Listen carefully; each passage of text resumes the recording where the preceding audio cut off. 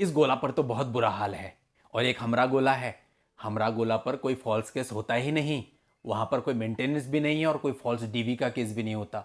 और एक और बात आपको बताएं, वहां पर किसी प्रकार का रिश्वतखोरी भी नहीं है।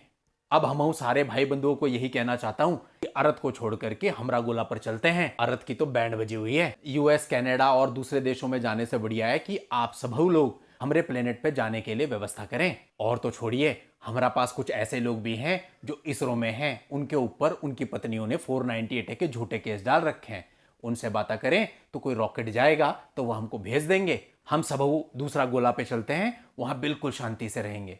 हेलो फ्रेंड्स, स्वागत है आपका आपके अपने लीगल चैनल सोच पर प्रहार में। मैं हूं एडवोकेट सनी शर्मा। और दोस्तों, आज के इस वीडियो में फिर से आपके लिए एक महत्वपूर्ण लीगल जानकारी लेकर के आया हूं। देखिए दोस्तों, आप में से अधिकतर लोग फॉल्स केसेस को फाइट कर रहे हैं, लड़ रहे हैं और दोस्तों रात दिन गूगल पर, यूट्यूब पर सर्च कर रहे हैं कि कोई रेमेडी मिल जाए।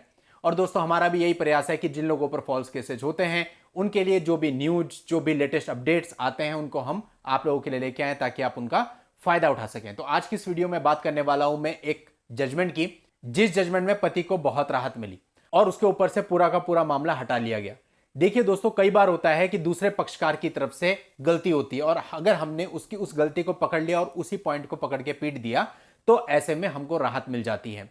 तो दोस्तों, हमें क्या करना है, एक ही पॉइंट पकड़ना है। देखिए दोस्तों, यही होता है हमेशा। हम तो बल्कि जब बच्चे थे, खेलते थे आपस में, तब भी हम यही सोचते थे कि कभी लड़ाई लड़ाई खेल रहे हैं तो किसी एक को पकड़ के पीट देते थे और भले खुद कितनी भी हमें मार पड़ जाती थी लेकिन उस एक को बहुत बुरी तरह से पीटते थे।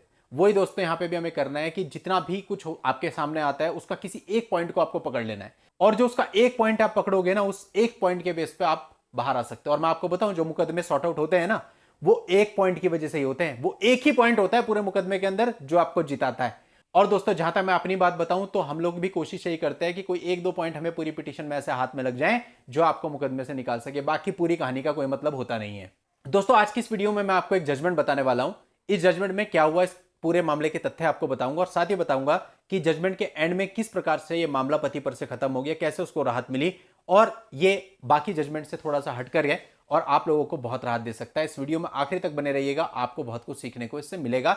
और आगे बढ़ने से पहले आपसे कहना चाहूंगा कि यदि आपने अभी तक भी चैनल को सब्सक्राइब नहीं किया है तो फटाफट चैनल को सब्सक्राइब करके नोटिफिकेशन बेल पर जरूर क्लिक कर लें, क्योंकि इस चैनल पर इस प्रकार के वीडियो हर रोज कोशिश करके मैं आपके लिए लाता रहता हूं।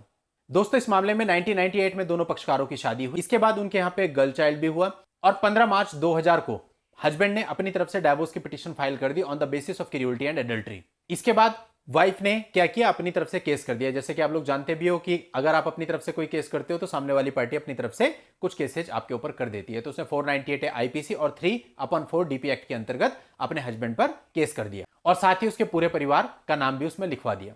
अब हस्बैंड इसकी क्वेश्चन के लिए आया था तो क्वेश्चन के टाइम पे देखा गया कि इस एफआईआर के अंदर जो भी चीजें उसने लिखवाई हैं वो जनरल और वेग प्रकार के एलिगेशन है। और जो अलग इस जजमेंट को बनाती है बात, वो ये है, यहां पर कोर्ट ने ये कंसिडर किया कि जब डाइवोर्स का केस हस्बैंड ने फाइल किया और वाइफ ने उसका डब्ल्यूएस फाइल किया तो उस रिटर्न स्टेटमेंट में, उस वाइफ के रिप्लाई में वो सारे एलिगेशन नहीं थे जो उसने एफआईआर में लिखवाए थे। तो दोस्तों, यहां पर कोर्ट ने माना कि यदि ये चीजें सही होती, ये एलिगेशन सही होते, तो आपने जब डाइवोर्स का केस में अपना रिप्लाई फाइल किया था तो उसमें भी आप इसको लिख के आते, लेकिन आप वहां पर तो लिख के कुछ नहीं आए, लेकिन जब आप एफआईआर फाइल करी उसके बाद तो उसमें ये चीजें लिखवा रखी हैं। और इस आधार पर कोर्ट ने यह माना कि करंट केस जो ये है, ये मॉलिशियस इंटेंशन से, बैड इंटेंशन से किया गया है। और साथ ही ये कहा कि प्रोसेस ऑफ द कोर्ट का ये पूरी प्रकार से अब्यूज है और इस केस की क्वेश्चनिंग कर दी गई। तो दोस्तों, इस प्रकार से भी आपको राहत मिल सकती है, यानी कि दो पिटीशन फाइल हुई। देखिए, पहले डाइवोर्स की पिटीशन चल रही थी, उसके बाद एफआईआर आई, लेकिन दोनों ही चीजें जो हुई हैं वो डाइवोर्स की पिटीशन फाइल होने के बाद हुई। यानी रिप्लाई भी उसने बाद में ही फाइल किया होगा ऑब्वियसली, और एफआईआर भी बाद में ही कराई है। तो यानी कि ऐसे केस में जो उसकी स्टेटमेंट्स होनी थी वो सेम होनी थी, वो सेम नहीं थी। तो इस चीज को कोर्ट ने आधार बना लिया, जजमेंट में इसी चीज का उल्लेख किया कि भाई डब्ल्यूएस में आपने नहीं लिखा और एफआईआर में आप एलिगेशन लगा रहे हो। तो इससे पता चलता है कि सही एलिगेशन नहीं है और पति पर से पूरा मामला हटा लिया गया। तो दोस्तों, ऐसा होता है, यदि आपके मामले में भी ऐसा है, सेम परिस्थिति है, तो आप भी इस प्रकार के जजमेंट की हेल्प ले सकते हो। और इस जजमेंट का लिंक भी आपको इस वीडियो के नीचे डिस्क्रिप्शन में मिल जाएगा, वहां जाके आप पूरा जजमेंट पढ़ सकते हैं, कॉपी और डाउनलोड कर सकते हैं। नेक्स्ट वीडियो में नई लीगल जानकारी के साथ मैं आपसे फिर मिलता हूं, तब तक के लिए goodbye and thank you for watching. Take care.